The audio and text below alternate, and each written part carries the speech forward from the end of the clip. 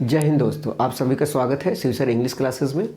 और जिस तरीके से आप प्यार दे रहे हैं और चीज़ों को लाइक करते हैं, बहुत बहुत धन्यवाद। और ऐसे ही हेल्प करते रहिए, मुझे हेल्प की ज़रूरत भी है। आगे हम आज डिस्कस करेंगे प्रेजेंट परफेक्ट टेंस। और आज मैं आपको ये भी बताऊंगा कि सिंस एंड फॉर का यूज़ कहाँ कहाँ हम कर सकते हैं। आज ये फिलहाल आज तो नहीं बताएं, लेकिन एक वीडियो में मैं ये बताऊंगा। उसमें सिर्फ ये होगा कि हम सिंस एंड फॉर का यूज़ कहाँ कहाँ कर सकते हैं। मतलब कि point of time as well as, या फिर आप कह लें कि पॉइंट ऑफ टाइम के बारे में, पीरियड ऑफ टाइम के बारे में क्या आप प्रेजेंट परफेक्ट कंटिन्यूअस टेंस में ही यूज़ कर सकते हैं, या फिर इसके साथ साथ किसी और भी टेंस में यूज़ कर सकते हैं। इन सभी के विषय में मैं डिस्कस करूँगा, लेकिन आज नहीं। मैं किसी एक पर्टिकुलर वीडियो को लाऊंगा, बिकॉज ऐसा अगर होगा तो बहुत ज़्यादा लेंदी हो जाए। इसलिए मैं एक चीज़ों को अच्छा, तो अभी तो प्रेजेंट परफेक्ट ही पढ़ रहे हैं, इसके बाद प्रेजेंट परफेक्ट जो कंटिन्यूअस टेंस होगा उसको पढ़ेंगे। चीज़ों को बहुत ज़्यादा नहीं लंबा खींचते हैं, हम स्टार्ट करते हैं। तो आज हम डिस्कस करेंगे प्रेजेंट परफेक्ट कंटिन्यूअस टेंस। ठीक, प्रेजेंट परफेक्ट टेंस हम पढ़ेंगे। तो आज का जो वीडियो है वो है प्रेजेंट परफेक्ट टेंस। ठीक है, इसको हम यूज़ कहाँ करेंगे? सबसे पहले तो इसकी अगर मैं हेल्पिंग वर्ब की बात कर लूँ तो इसमें एक यूज़ होता है हैज़ और दूसरा हैव। और ये आपको पता ही है कि हम ये प्लूरल सब्जेक्ट के साथ यूज़ करते हैं, और ये करते हैं आपको सिंगुलर सब्जेक्ट के साथ। मैं फिर से बता दूं, सिंगुलर का मतलब सिंगल जो एक है, सिंगुलर जो एक से ज़्यादा हुआ वो प्लरल हो जाएगा। ये होता है base form, you can say plural form, this is has been, या फिर ये होता है इसका सिंगुलर फॉर्म। ठीक, और जो नोट करने वाली बात होती है, जो ध्यान देने वाली बात होती है, वो ये होता है कि वर्ब का जो हम यूज़ करते हैं वो होता है थर्ड फॉर्म। ठीक, वर्ब का हम कौन सा फॉर्म यूज़ करते हैं? वर्ब का थर्ड फॉर्म करते हैं। ठीक, अब हम आगे पॉइंट करेंगे कि यूजेस कहाँ कहाँ करना है हमें। उससे पहले मैं डिस्कस कर लूँ कि ये जो परफेक्ट का मतलब है, इस परफेक्ट का मतलब होता है कि जो चीज़ क्या हो गया हो, कंप्लीट। इसको अगर आप समझने के लिए और भी लिख सकते हैं कि complete. But the question is this, question ये है कि क्या परफेक्ट टेंस हम सिर्फ प्रेजेंट में टेंस में कब यूज़ करेंगे? प्रेजेंट परफेक्ट टेंस है, लेकिन हमें कैसे समझना है कि कहाँ हमें यूज़ करना है। तो उसको समझाने के लिए मैं ही यहाँ हूँ, आपको बताना चाहूँगा कि प्रेजेंट परफेक्ट टेंस हम चीज़ों को ऐसे यूज़ करते हैं। देखिए, पहला पॉइंट तो ये मुझे परफेक्ट का मतलब जो वो शो करे, जो क्या दिखाए आपको, जो चीज़ कंप्लीट हो गया हो।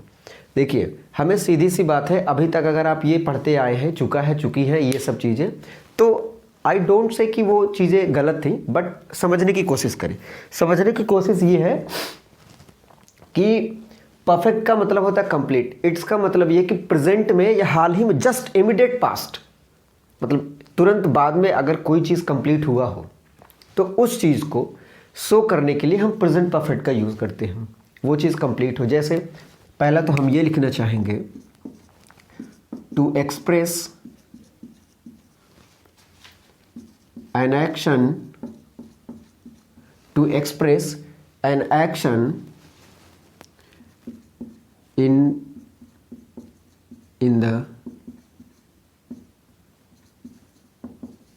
Immediate past. इमीडिएट पास्ट का मतलब जस्ट तुरंत, और इसमें आप कह सकते हो विद जस्ट के सेंस में जब हम यूज़ करते हैं। जैसे एग्जांपल में मैं बताऊं, ही has just gone out, he has just gone out. दूसरा, you have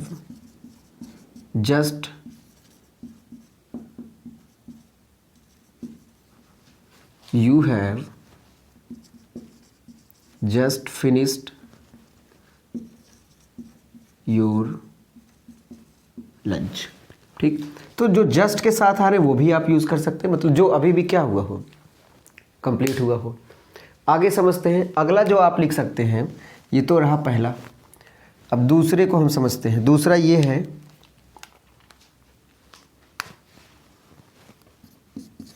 to show action completed in past but no time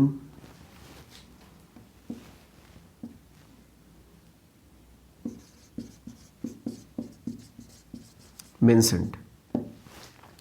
मतलब आपको ये समझना है कि आपको वो चीज़ों को यूज़ करना है जहाँ आप यूज़ कर सकते हैं to show action completed in past but no time mentioned.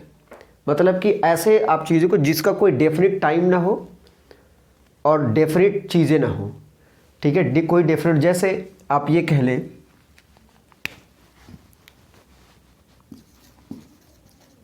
I have read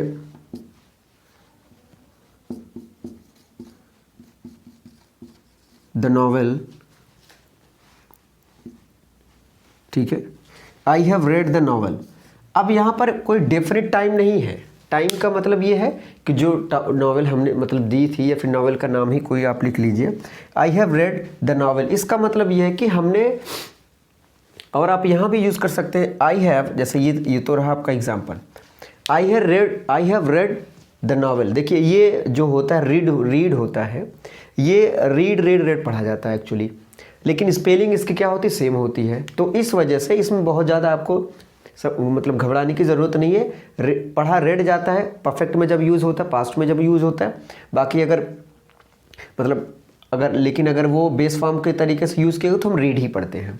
तो हम उसकी जगह पर यूज़ कर सकते हैं कि पीछे पास्ट में कोई काम हुआ हो हाल ही में, मतलब, और उसका कोई टाइम ना हो, कोई टाइम फिक्स ना हो। जैसे अगर यहाँ पर लिखा होता कि यह स्टडी लिखा होता तो वो पास्ट में चला जाता।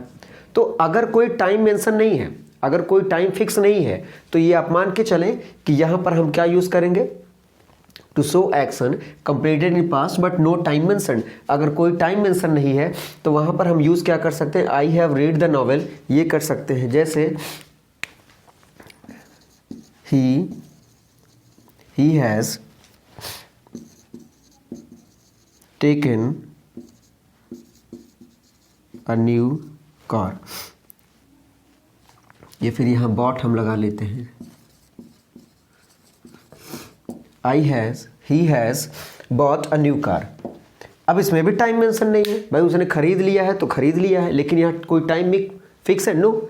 अगर जब कभी भी कोई टाइम मेंशन नहीं होगा, या to express an action in the immediate past with just, then you can use he has just gone out. ये आप ऐसे यूज़ कर सकते हैं। या फिर ऐसे कहें कि to show action completed in past but no time mention.